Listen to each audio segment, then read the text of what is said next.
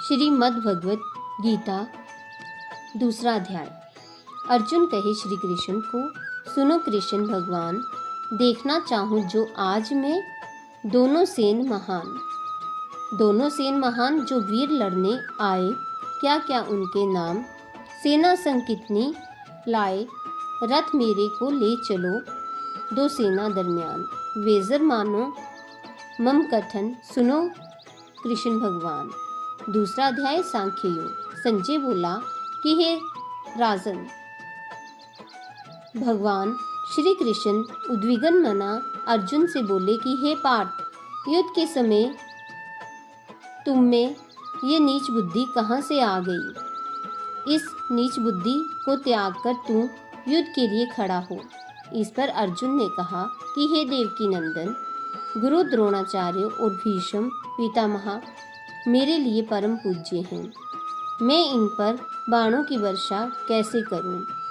इस समय मैं मतिभ्रम से ग्रस्त हूं। आप मुझे वही मार्ग सुझाएं जिससे मेरा कल्याण हो। तब श्री कृष्ण उसे समझाते हुए बोले कि हे अर्जुन, विवेकी वन, जिन्हें मारने के लिए तू शोकग्रस्त है, वह तेरा भ्रम है। ये पहले भी थे, आज भी है और भविष्य में भी रहेंगे। शरीर की 4 अवस्थाएं होती हैं, बालपन, यौवन, वृद्धावस्था और मृत्यु। ये देह इन्हीं 4 अवस्थाओं से घिरी है। विवेकी पुरुष आत्मा को अविनाशी मानते हैं। शरीर से आत्मा का निकल जाना ही देह का मरण है और यही धर्म है। इसलिए बुद्धिमान शोकाकुल नहीं होते। हे पार्थ, सोच, क्या किसी युग में अथवा काल में तू नहीं था, मैं नहीं था, या ये सब लोग नहीं थे? क्या आने वाले समय में ये स्थिति नहीं रहेगी? तू देह के मोह में पड़कर भ्रमित हो रहा है।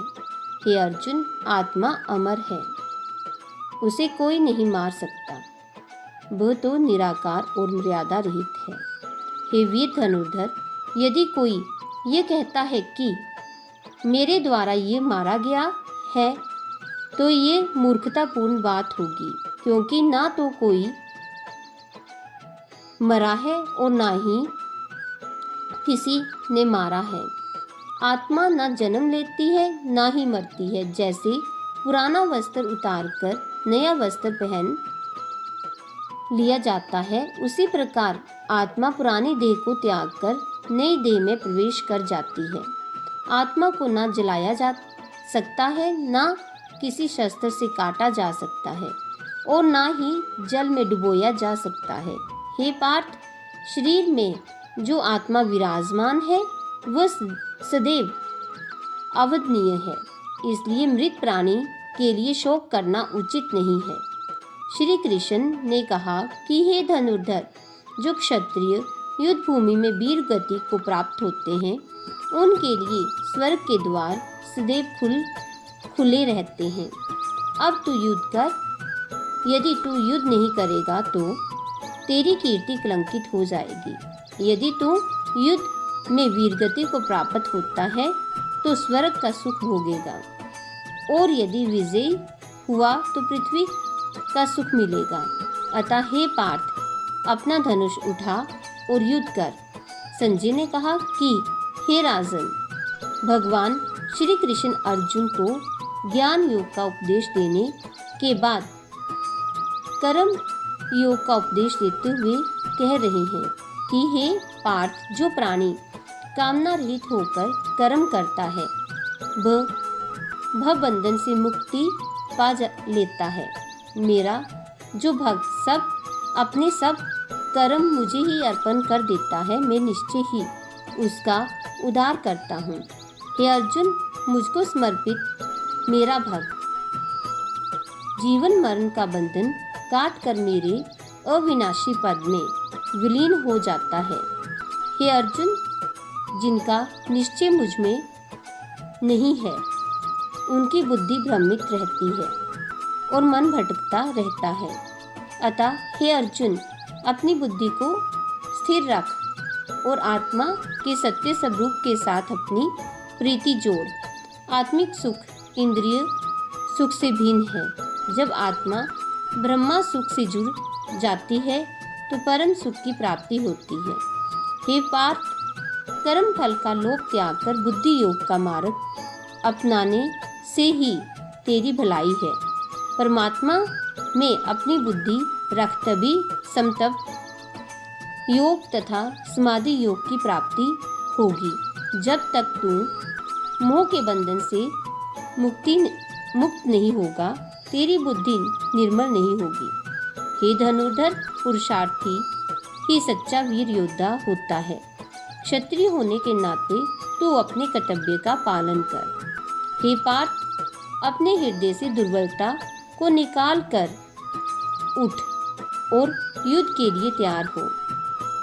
श्री कृष्ण के उपदेशात्मक वचन सुनकर अर्जुन ने पूछा कि हे देवकी नंदन, निश्चल बुद्धि वाले के क्या लक्षण हैं? इस पर भगवान श्री कृष्ण बोले कि हे अर्जुन, जो पुरुष निष्काम होकर अपनी आत्मा में तल्लीन रहे वही निश्चल बुद्धि वाला है।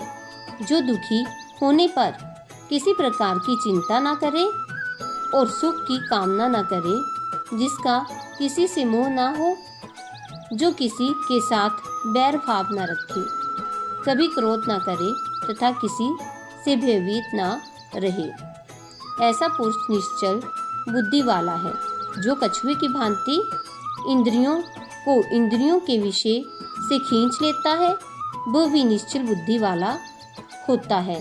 हे पार्थ, इंद्रियां काफी बलवती होती हैं, इसलिए तू अपनी इंद्रियों को किसी भी भांति वश में कर। जो मनुष्य मेरे भक्त नहीं होते और मेरे नाम का स्मरण नहीं करते, उनकी बुद्धि भ्रष्ट होने लगती है। जो कामनाओं की पूर्ति नहीं होती, तभी क्रोध उत्पन्न होता है। क्रोध से लोभ तथा मोह पैदा होते हैं, जिससे चैतन्यता का नाश होता है और चैतन्यता के नाश होने से उसका भी नाश हो जाता है। इसलिए मेरे भक्त संसारिक मनुष्यों का साथ कभी नहीं करते। हे पार्थ, जो जीव इंद्रियों को वश में करके भगवत प्रायण होते हैं, उन्हें संसारिक दुख एवं विकार आदि कभी नहीं सताते। जिन्होंने मेरी आज्ञा से मिली शोक मेरा प्रसाद समझकर भोगा, उन पर मेरी अपार कृपा रहती है। हे अर्जुन, जो प्राणी मुझ में आस्था नहीं रखते, ऐसे जीव ही नास्तिक भाव वाले होते हैं। उनका चित्त अशांत रहता है। हे पार्थ, जब प्राणी रात्रि के समय सोता है, उस समय योगी का दिन प्रारंभ होता है। जब प्राणी का दिन होता है, तब योगी की रात होती है। योगी रात के प्रहर में मेरा भजन करते हैं, जबकि नास्तिक विषयों में आसक्त हो जाते हैं। इसलिए जो योगी तथा मेरा भक्त है, वह कामना मोह आदि सब त्याग कर अपना मन मुझ में लगाता है, जिससे उसे परमानंद की प्राप्ति